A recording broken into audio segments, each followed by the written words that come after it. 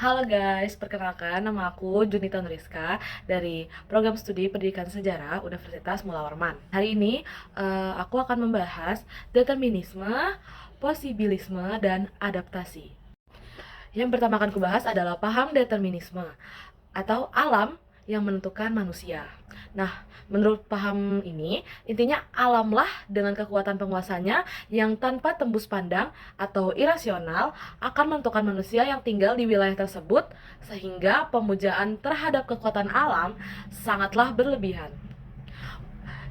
Pemujaan yang berlebihan itu dilakukan oleh penduduk di wilayah tersebut.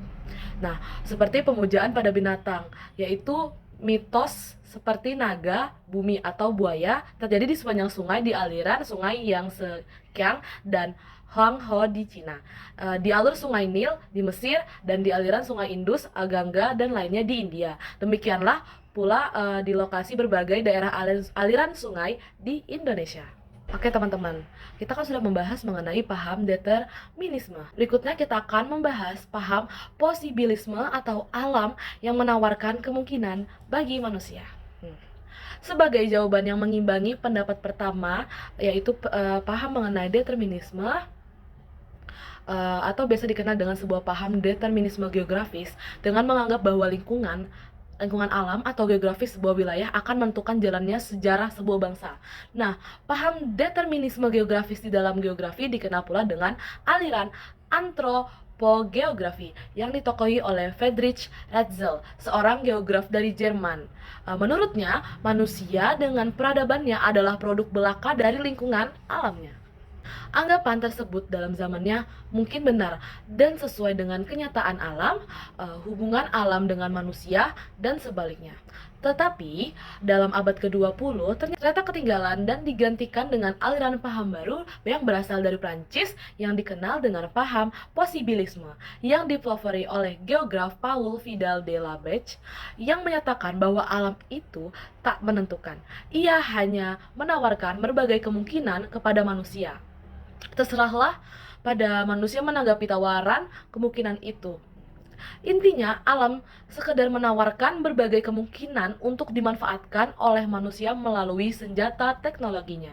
Les menegaskan bahwa lingkungan menawarkan sejumlah kemungkinan atau posibilis kepada manusia untuk hidup dan berkembang. Atas dasar itu, Vidal mengemukakan konsepnya yang disebut genre the five atau model of life atau cara hidup. Pembahasan berikutnya adalah adaptasi manusia, pembuat sejarah dengan alam. Nah, dalam terminologi ilmu biologi, adaptasi adalah sebuah cara bagaimana organisme bertahan hidup dari cengkraman lingkungan yang diwujudkan dari morfologi, fisiologi, maupun tingkah laku. Konsep adaptasi datang dari dunia biologi, di mana dua poin pentingnya itu evolusi genetik, di mana berfokus pada umpan balik dari interaksi lingkungan, dan adaptasi biologi yang berfokus pada perilaku dari organisme selama masa hidupnya, di mana organisme tersebut berusaha menguasai faktor lingkungan. Tidak hanya faktor umpan balik lingkungan, tetapi juga proses kognitif dari level gerak yang terus-menerus.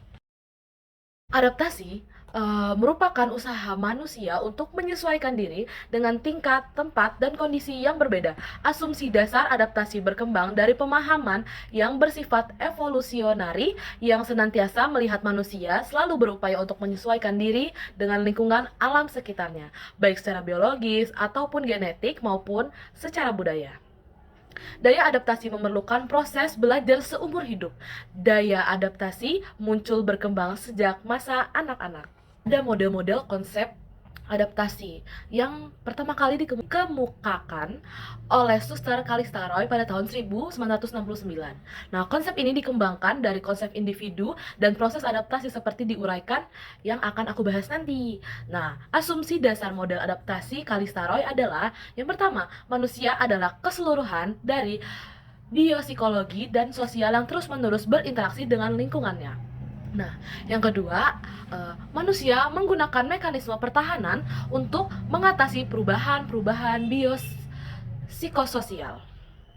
Nah, yang ketiga, setiap orang memahami bagaimana individu mempunyai batas kemampuan untuk beradaptasi. Pada dasarnya, manusia memberikan respon terhadap semua rangsangan, baik positif maupun negatif. Selanjutnya yang keempat, kemampuan adaptasi manusia itu berbeda-beda antara satu dengan lainnya. Jika seseorang dapat menyesuaikan diri dengan perubahan, maka ia mempunyai kemampuan untuk menghadapi rangsangan baik positif maupun negatif. Nah, yang kelima, sehat dan sakit merupakan suatu hal yang tidak dapat dihindari dari kehidupan manusia. Oke, itu saja penjelasan dari saya. Mohon maaf jika banyak kesalahan. Bye-bye.